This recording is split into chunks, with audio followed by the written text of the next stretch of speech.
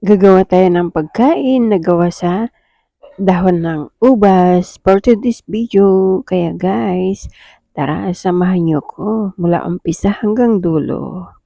Ang pagkain ito ay kilala sa pangalang mashi, pagkain sa gitnang silangan guys. Gagamit tayo ng dahon ng ubas at ang bigas na aking gagamitin ay ang Calrose rice or kung tawagin ay Egyptian rice. At ito na nga, hinugasan ko na nga isang basong bigas para aking isalang at lulutuin ng half cook lamang.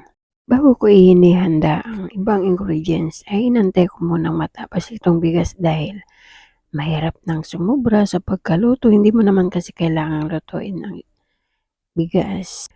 At ito na nga, okay na nga siya. Pwede na natin siyang i-drain, tanggalan ng tubig at isang tabi muna dahil tayo ay gagawa ng mga ibang ingredients na ating isasama dito sa bigas. Sa isang basong bigas ay marami na nga itong magagawa maya-maya. Dahil sasama na natin ng mga ingredients, pandagdag, pampalas. Kagaya nitong bawang, gagadgarin natin at dahon ng sibuyas, tatadtarin natin ng pino. Sasamahan na rin natin ng dahon ng coriander, tatadtarin din natin. At samahan din ng dahon ng dill. Ang dill na ito ay hindi pamilyar ito sa ating bansa. Ito din ay isang dahon na magandang isahog sa anumang luto. Lahat ng yan ay aking tatadtarin ng pino. Pagkatapos ay aking isasama sa isang naluto ng bigas. Doon natin paghahalo-haluin sa isang kaserola. At ito ay sinamahan ko din ng lemon. Aking pipigayin dahil isa rin itong aking ihahalo. At ito na nga yung ating nilutong bigas kanina. Dito na natin pagsama-samahin ang mga ingredients. Ibuhos lang dito ang lahat ng ating natapos na ingredients. Dahil ito ay ating hahalo-haluin at sasamahan na rin natin ng pampalasa at iba pang spices.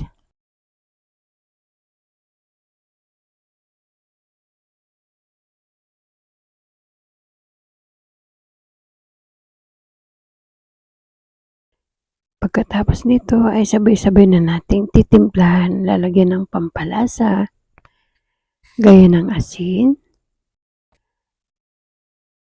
at yung lemon na aking piniga ay sasamahan ko na lang dito ng chicken cubes para lalong mas lalasa at sasarap.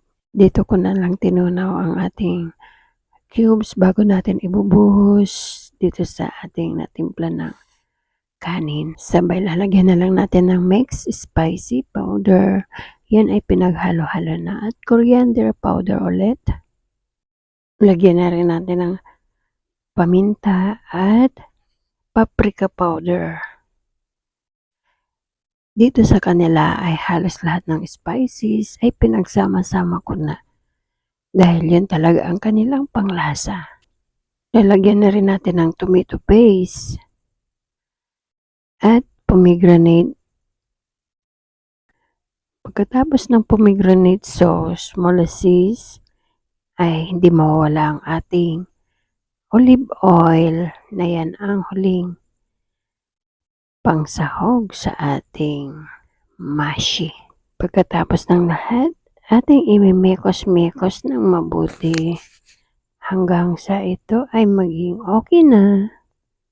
At atin nang babalutin sa dahon ng ubas. Kaya yan na guys, ready na siya. At yan ay templado na.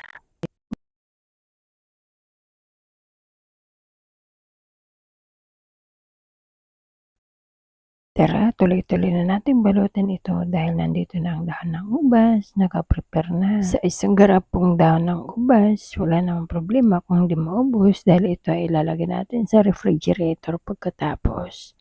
Kaya kahit sumobra man, walang problema.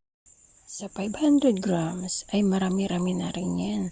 Kaya posibleng yan ay sobra pa. Nabalot ko na ang lahat. Gagamit ako ng isang kaserola para doon ko siya iluluto. Lalagyan ko ng sa loob ng kaserola, maglalagay ako ng hiniwang pabilog na patatas na may kasamang repolyo. Dahil ang pagluluto ng mashi ay hindi ganon kabilis. Kung tayong Pinoy ay half cook lang, sa kanila ay kailangang sobrang lambot talaga. Ito ay ginamitan ko ulit ng pomegranate sauce at lemon at Maggi cubes para yan ang magsisilbing sauce niya habang siya ay nilalaga.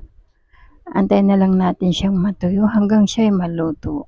Huwag lang masunog para hindi tayo pagalitan ni Madam. Bye! Ready na ang mashi. Kainan na!